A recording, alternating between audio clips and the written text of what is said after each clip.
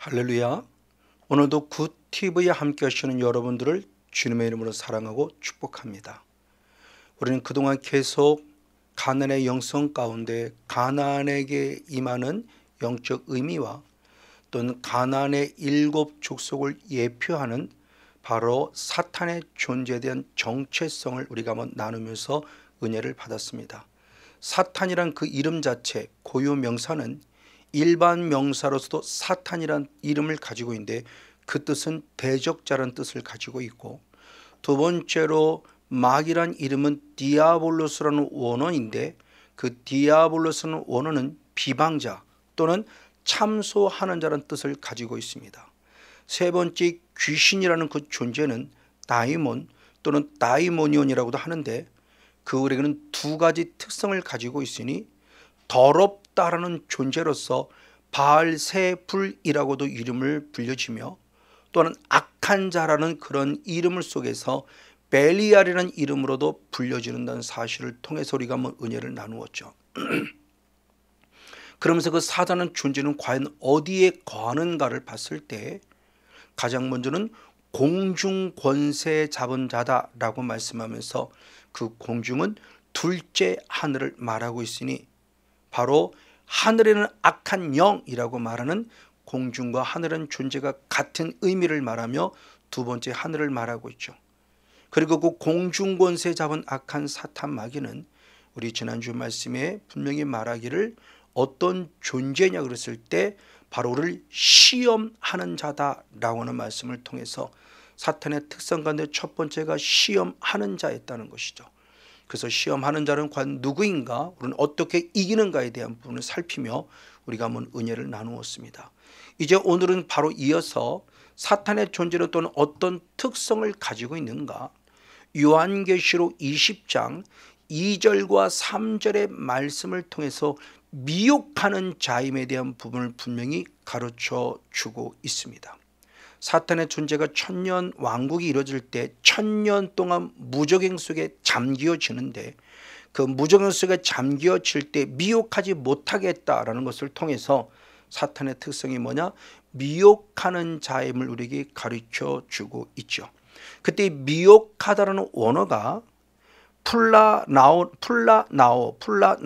원어를 가지고 있는데 이 플라나라는 원어는 미혹이라는 뜻만을 가지고 있는 것이 아니라 여러 가지 뜻을 같이 내포하고 있어요. 즉 우리를 미혹한다는 것은 뭐냐 그랬을 때 베드로전서 바로 베드로전서 2장 25절의 말씀을 보면은 길을 잃게 하는 자다라는 것도 똑같이 플라나오예요.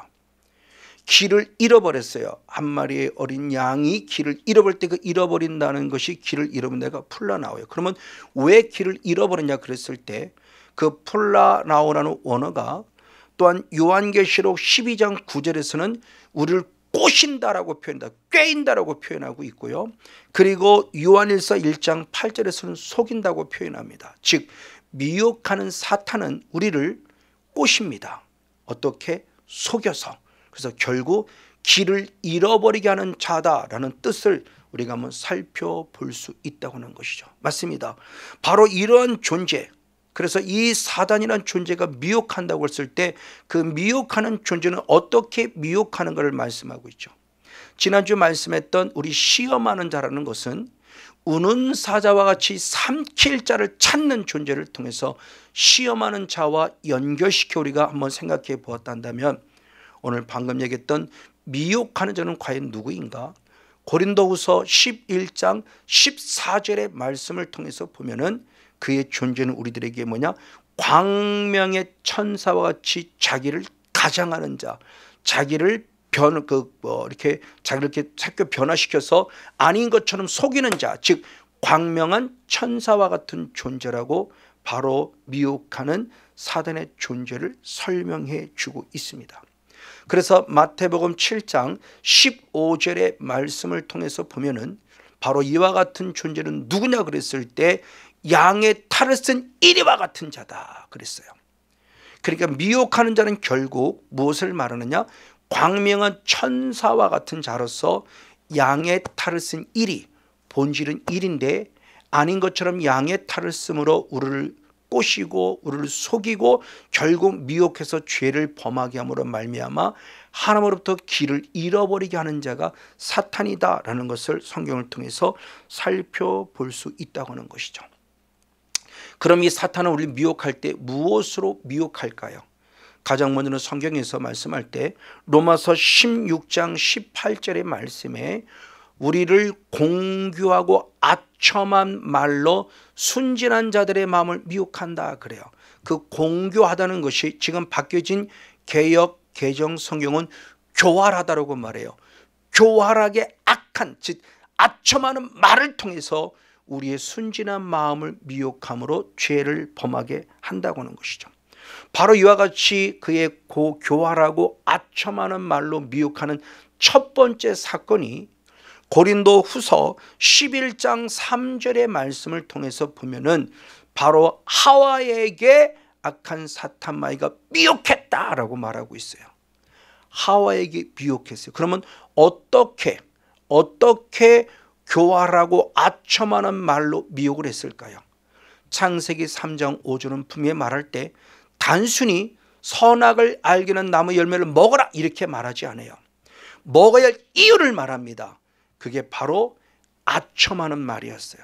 단순히 먹으라 그랬으면 분명히 아담과 하와는 먹지 않았을 거예요. 그런데 하와에게 들려주는 아첨한 말은 뭐냐? 창세기 3장 5절을 다시 한번 보면 너 이거 먹으면 하나님과 똑같아져 라는 미혹의 말, 아첨하는 말, 하나님과 똑같아진다는 말을 듣고 하와의 마음이 변화되면서 결국 먹는 자가 되고 말았다는 거예요. 이와 같이 사단은 우리에게 미혹할 때 가장 먼저는 이와 같이 아첨하는 말을 통해서를 미혹하고 있다는 거예요. 근데 미혹이 말로만 끝나지 않습니다. 그 말을 받아들이면 내게 무엇이느냐? 어떤 보여주는 현상이 나타나요. 그래서 이어서 창세기 3장 6절의 말씀을 보니 사탄의 아첨하는 말을 듣고 그리고 선악을 알게 하는 나무를 보는 순간 성경이 말합니다. 먹음직스럽다, 보암직스럽다, 지혜를 만큼 탐스럽다라고 말하며 아첨하는 말을 통해서 듣는 순간 그리고 그 상대방을 봤더니 이와 같이 눈에 보이는 것으로 우리를 미혹하고 있다는 사실이 영적 원리로 성경 안에서 가르쳐 주고 있다고 하는 것이죠. 바로 이렇게 타락한 자들이 누구냐? 하나님의 아들들입니다. 그래서 네피림의 조상이 되는 사람의 딸들의 모습을 봤을 때 창세기 6장 2절의 말씀을 통해서 보면은 하나님의 아들들이 사람의 딸들의 아름다움을 보고 자기들이 좋아하는 모든 자로 아내를 삼았다고 말합니다. 사탄의 바로 아첨한 말에 속아 사람들의 딸들을 보니 그렇게 아름다울 수가 없어요. 선악을 알기는 나무의 열매를 미혹받지 않을 때는 그냥 그저는 하나의 나무예요. 근데 미혹받는 아첨한 말에 속아지는 순간부터는 완전히 달라졌으니 바로 보암직한 보여지는 걸 통해서를 무릇 쓰러뜨리고 넘어뜨린 것처럼 이와 같이 하나님의 아들들이 사람의 딸들의 아름다움을 보고 결국 결혼함으로 그들은 타락했으니 어떤 자가 됐냐? 창세기 6장 5절 이후의 말씀에 보면은 그들의 죄악이 사람의 죄악이 세상에 관영했다고 표현하고 그들의 생각하는 마음 그 모든 계획 자체가 항상 악하다라고 표현함을 통해서 바로 눈에 보이는 현상을 따라가면 결국 우리의 심령 자체가 더럽고 추해지며 악해진다는 사실을 가르쳐주고 있죠. 그리고 또 하나의 존재가 있으니 누구보다 하나님께 합당하다 인정받았던 다윗입니다. 다윗은 누구보다 기도하는 자야. 근데 사무엘하 11장 2절 이후의 말씀을 통해서 보면 신하들은 나같이 열심히 싸우고 있는데 혼자 낮잠을 자고 저녁 늦지막하게 일어나서 일어난 이후에 한 여인을 보았으니 밧세바라는 여인이 목욕하는 것을 보면서 마음이 통했으니 심히 아름답다라고 말하며 보이는 것을 통해서 죄 속에 빠지는 미혹의 한 예를 볼 수 있습니다. 그래서 미혹받는 순간 그 여자를 데리고 와 음란의 죄를 범했고 음란의 죄를 숨기고자 그의 남편 바로 우리아까지 죽이는 살인죄까지 범한 것을 알 수 있으니 사탄이 어떻게 우리 미혹하는 것을 보여주고 있습니다. 그리고 나아가 또 물질로 미혹하는 사건이 기록되어 있죠. 분명히 이스라엘 백성들은 여리고성을 함락시킨 자입니다. 그리고 여리고성에 이어서 이제 주님께서 주신 은혜 가운데서 아이성을 함락시키는데 아이성에서 크게 대패해요. 대피한 이유가 뭐냐 그랬을 때 여호수아서 7장 1절 말씀에 보면은 아간이라는 사람이 하나님께 바쳐야 될 예물을 하나님께 바치지 않고 내 주머니에 채우는 인마이 포켓을 함으로 말미암아 물질의 욕심 때문에 한 사람의 죄가 결국 이스라엘 민족 자체의 대패를 이루게 만드는 원인이었다는 사실이죠.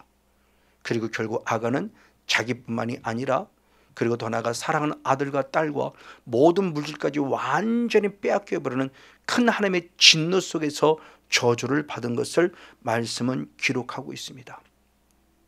그리고 또 하나 말하고 있으니 바로 베드로가 친히 말했으니 베드로 후서 2장 15절의 말씀에 발람이 불의의 삭슬 사랑함으로 말미암아 거짓 선지자가 되었다는 이야기가 기록되어져 있죠. 맞아요. 발람이란 존재는 하나님의 거룩한 음성보다 자기 배를 채우는 자로서 불의의 삭 물질의 욕심을 부렸다가 큰 아픔을 겪는 존재임을 보게 되고요.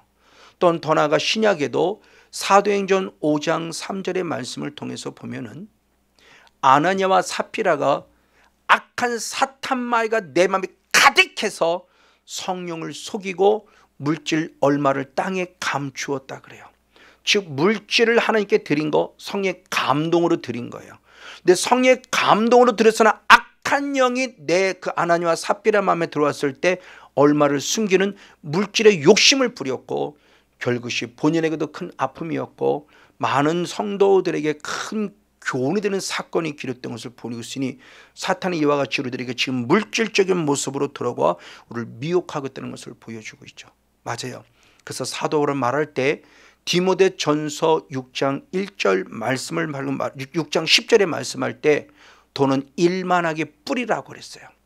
그러면서 일만하게 뿌리가 결국 우리를 못하냐 미혹을 받아 믿음에서 떠나게 한다라고 말하며 물질을 하나님보다 더 사랑하는 자는 결국 믿음에서 떠나게 되는 결과를 가져온다는 사실을 가르쳐주고 있으니 지금 사탄이라는 존재가 우리에게 어떻게 들어오냐는 것이죠. 그렇죠. 말을 통해서 보여지는 것으로 말미암아 물질로 말미암아 미혹하여 우리를 결국 죄 속에 빠지게 하고 있다는 겁니다. 그럼 왜 우리가 미혹을 당할까요? 성경은 분명히 말합니다.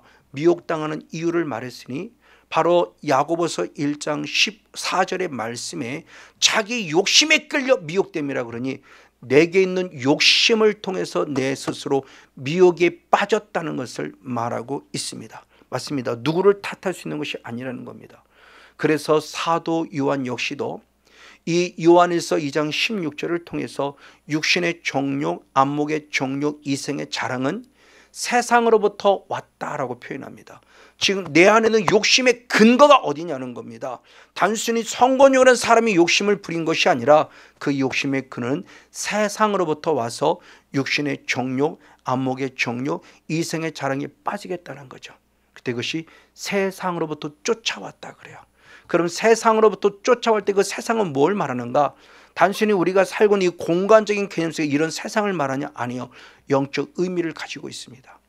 그래서 야고보서 3장 15절의 말씀에 세상은 세상적이고 정욕적이고 마귀적이란 말하며 세상은 결국 어디에 속한 것이냐? 욕심에 속한 것이고 욕심은 어디에 속한 것이냐? 마귀에 속한 것이다. 그래서 마귀적이라는 단어가 새 번역 성경에서는 속한 것이라고 말하며 내 안에 세상이란 이 존재, 즉 욕심이란 존재로 가득 차 있는 것의 근원은 어디로부터 왔는가? 마귀에 속한 마귀로부터 온 근거임을 제시해 줌을 통해서 결국 욕심의 근원이 마귀로부터 와서 우리를 미혹해 한다는 사실을 성경을 통해서 한번 살펴볼 수 있다고 하는 것이죠. 맞아요. 자, 그러면 이 마귀는 자, 우리에게 어떻게 일을 하는가? 창세기에서는 3장에서는 뱀을 통해서 우리 사람을 미혹했어요. 근데 마지막 때의 모습에서는 누구를 통해 이르느냐? 적 그리스도 또는 거짓 선자는 사람을 통해서 일을 합니다. 그래서 대표적으로 데살로니가 후서 2장 4절의 말씀을 통해서 보면 저는 적 그리스도는 하나님을 대적하는 자요 우리를 대적하는 자인데 어떻게 대적하느냐? 하나님의 성전에 들어가 자기를 하나님이라고 말하며 하나님을 대적하는 대표적인 케이스를 보이죠. 뱀을 통해서 일었던 사단은 지금은 사람을 통해 일하는데, 특별히 거짓 선지자를 통해서 일하고 있다는 것을 우리에게 말씀해 주고 있습니다. 즉 거짓 선자라는 것은 불신자를 말하는 것이 아닙니다. 처음에는 분명히 선자로서의 사명을 감당하던 자들이에요. 그 내용을 잘 기록한 것이 열왕기상 22장 22절의 말씀에 400명의 선지자에게 거짓의 영이 들어갑니다. 그래서 그들을 꼬심으로 그들이 거짓말하게 만들어요. 근데 하나님이 그걸 허락하고 있다는 거예요. 이건 대단히 중요해요. 아무리 성권용 목사가 지금은 잘하고 있어도 혹시라도 몰라요. 어느 순간 거짓의 영이 제게 들어오면 저는 거짓 선자로 타락해서 나도 죽고 제게 맡겨진 성도까지 죽일 거예요. 누가요? 사탄이라는 존재가. 그러니까 시작부터 불신의 대상이 아니에요. 하나님을 믿었다고는 그가 거짓의 영에서 거짓 선자로 타락했다는 것을 보여주고 있다고 하는 것이죠. 그래서 고린도후서 바로 11장 13절 14절의 말씀에서는 너무너무 중요한 걸 말했으니 거짓 사도, 거짓 선지자, 거짓 그리스도, 그를 그리스도의 사도로 가장한다. 이것이 전혀 이상한 일이 아니니 바로 이와 같이 거짓 서도는, 거짓 선자는, 거짓 적그리스도는 자기를 광명의 천사로 가장한다고 표현하고 있다는 거예요. 얼마든지 자기를 가장해요. 이게 이상한 일이 아니라고 그래요. 그러면서 똑같은 말씀을 예수님은 똑같이 하셨으니 마태복음 7장 15절의 말씀에 거짓 선자가 누구냐 그랬을 때 양의 옷을 입은 일이다 라고 말함을 통해서 거짓 선자에 대한 존재를 분명히 우리에게 밝히 비춰주고 있습니다. 그럼 이 거짓 선자는 누구를 미혹할까요? 마태복음 24장 24절의 말씀을 통해서 보면 마지막 때 적그리스도, 거짓 선자는 중요한 얘기를 했어요. 할 수만 있으면 택하신 자들을 미혹한다고 그래요. 즉 기회가 되면 될수록 적그리스도의 진정한 타겟은 누구냐? 예수님을 잘 믿는 하나님의 자녀들이 타겟이라고 말해요. 다시 말하면 불신자가 타겟이 아니고요, 어정쩡하게 예수 믿는 사람이 타겟이 아니라 예수님을 잘 믿는다는 사람이 타겟이라고 말해요. 그런 대표적인 예가 바로 예수님입니다. 예수님의 첫 사역 속에서 마귀에게 일부러 시험을 받을 때 그 악한 사탄 마귀가 예수님을 시험합니다. 왜 시험하는가? 시험하는 이유를 말했어요. 그래서 마태복음 4장 3절, 마태복음 4장 6절의 말씀을 보면 너 하나님의 아들이잖아. 돌로 떡 만들어 먹어. 너 하나님의 아들이잖아. 그리고 두 번째는 성전 꼭대기에서 뛰어내려 말하며 하나님의 아들이기 때문에 시험했다는 것을 성경은 분명히 말해요. 하나님의 택한 자를 할 수만 있으면, 그럼 지금도 똑같죠. 하나님의 아들인 예수님을 시험한, 미혹한 사탄은 지금도 우린들 미혹하지 않겠습니까? 지금도 끊임없이 우리들을 분명히 미혹하고 있음을 성경을 통해서 살펴보게 됩니다. 그럼 중요합니다. 왜 하나님의 자녀들을 집중적으로 미혹할까요? 예수 그리스도를 믿지 않는 사람을 미혹하면 괜찮은데 왜 하나님을 잘 믿는 하나님의 사람들을 미혹할까요? 성경은 분명히 답하고 있으니 사도 바울이 성령으로부터 들은 음성을 전합니다.